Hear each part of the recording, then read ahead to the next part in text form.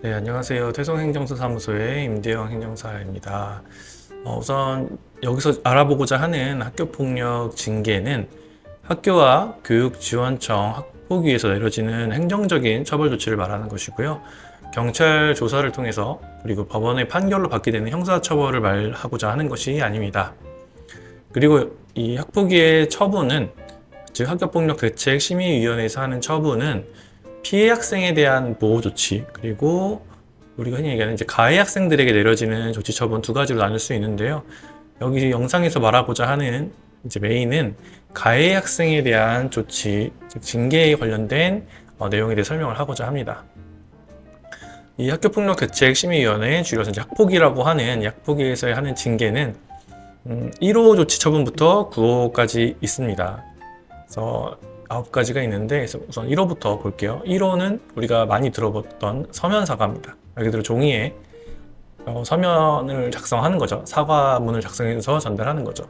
그래서 이제 궁금해하시는 분들이 이 서면 사과 양식이 있느냐 이런 질문을 하시는데, 양식은 별도로 없고 극단적으로 얘기하면 한 줄만 적어도 되기는 됩니다.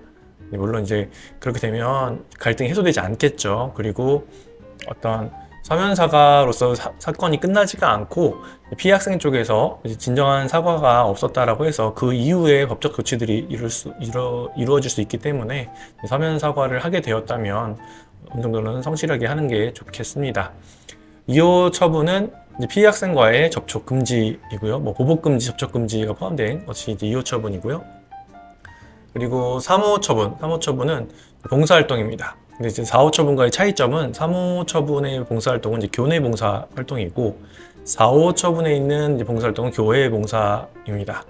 그리고 이 3호 처분과 이 4호 처분이 굉장한 차이가 있는 거거든요. 이 한 개의 차이지만 이 4호 처분부터는 생기부에 바로 기재가 된다는 점에서 이 3호와 4호 처분은 많은 차이가 있는 처분이라고 할 수 있습니다. 그래서 저희가 학교폭력 업무를 하다 보면 이 3호와 4호 이 사이에서 어느 거를 받게 될 거냐, 이게 굉장히 중요한 부분이거든요. 그래서 생기부에 기재되는 부분이 상당히 차이가 있다라고 보시면 되고, 그리고 5호 처분, 5호 처분은 이제 특별교육 또는 심리치료라고 해서 그 해당 가해 학생으로 처분받은 그 학생과 보호자도 함께 수료를 하는 부분이 있습니다. 그래서 보호자도 함께 수료를 해야 된다.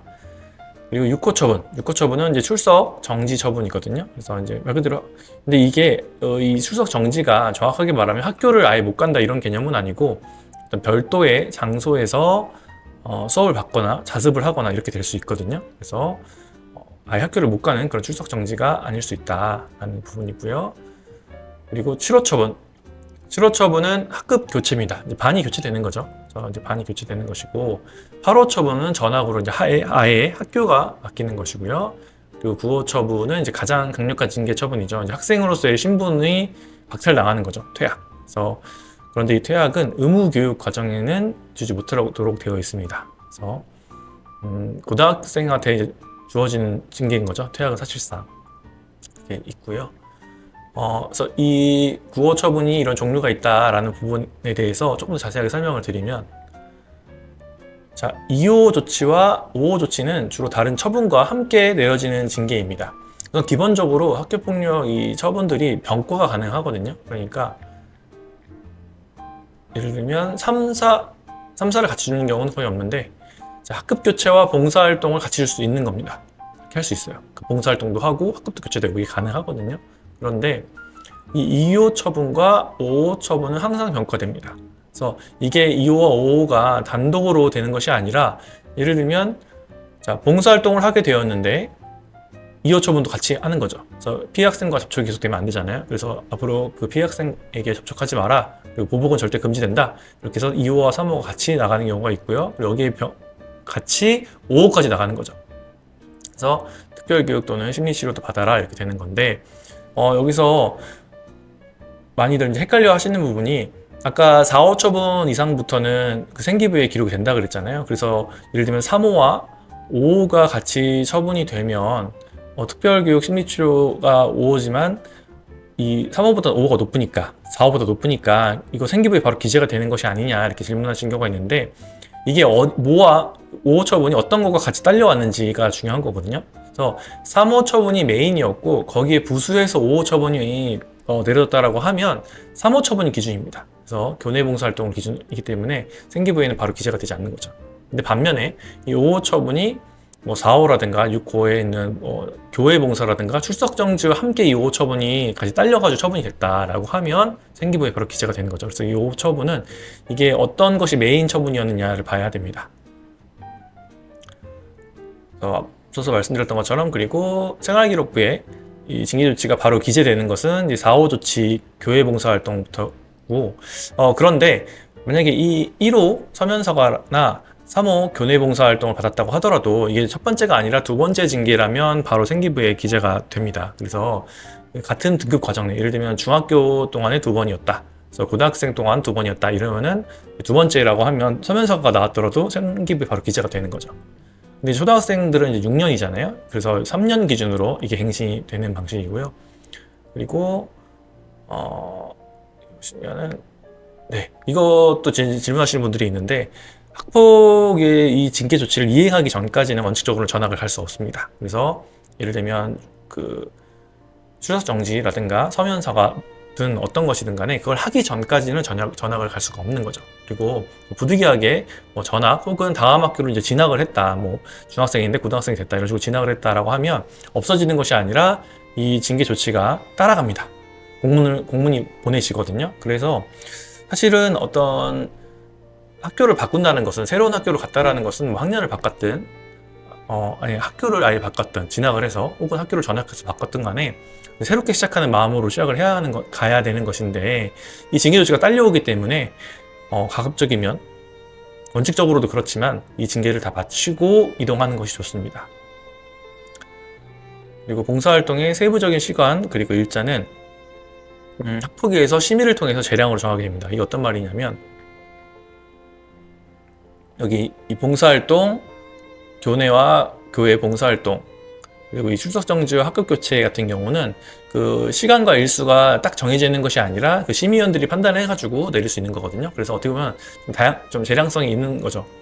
극단적으로 얘기하면 봉사활동을 하루만 할 수도 있는 거고 5일, 이렇게도 7일 이렇게도 할 수 있는 거거든요. 그래서 이 봉사활동과 출석정지, 합격교체는 세부적인 내용들은 재량에 따라 다르다. 그래서 같은 6호라고 하더라도 누구는 3일 출석정지지만 누구는 5일 출석정지 이렇게 될 수 있는 거죠. 그런 차이점이 있다라는 거죠.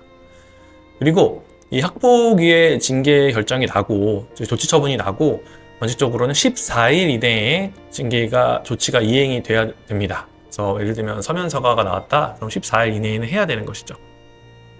그렇기 때문에 이 재심이라고 하죠. 사실은 이제 이 학교폭력 조치 처분에 대한 재심은 없거든요.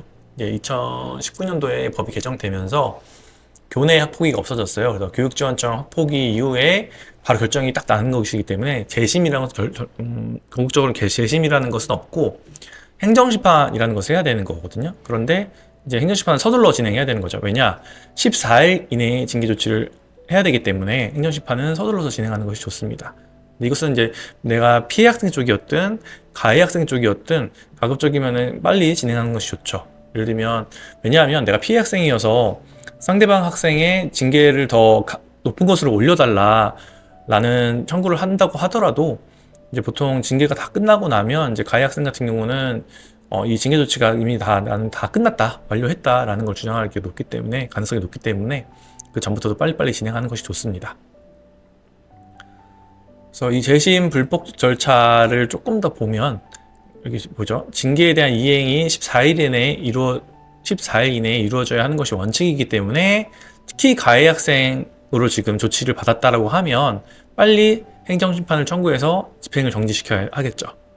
그런데 이게 올해 바뀐 것이 하나 있습니다. 이 집행정지라는 것이 여기 보시면 예를 들면 지금 가해 학생으로 인정이 되어서 징계받은 것이 이런 반교체라든가 전학, 퇴학같이 어떤 피해 학생과의 분리가 되는 조치였다라고 하면 예전에는 집행정지가 받아들여지면 그냥 다 모든 것이 그냥 그대로 올스톱 됐거든요. 정지가 됐습니다. 그런데 이게 아무래도 피해 학생에 대해서 이제 보호가 잘 되지 않고 이 가해 학생이 시간을 끄는 목적으로 악용하고 있다라는 비판이 많아져서 이런 집행정지가 받아들여진다라고 하더라도 일단 임시로는 분리 조치가 이루어지고 있습니다. 그래서 이게 바뀐 부분이죠. 하지만 임시 분리 조치이기 때문에 아예 강제적인 그런 예전과 같은 그런 효과는 없지만 그래도 나중에 행정심판에서 청구가 인용이 되면 내가 받았던 처분들이 없어지는 것은 동의를 하기 때문에 아예 의미가 없는 것은 아니죠. 그래서 이런 집행정지에 대한 부분까지 달라졌다라는 부분을 끝으로 그래서 9가지의 징계 조치 그리고 그에 대한 불복에 대한 간단한 내용들을 알아보았습니다. 참고해 주시면 될 것 같고요. 그리고 세부적으로 학교폭력 그런 절차에 대해서 진행하는 부분들에 대해서 궁금하시다면 상단에 있는 전화번호로 연락 주시면 상담해 드리도록 하겠습니다. 감사합니다.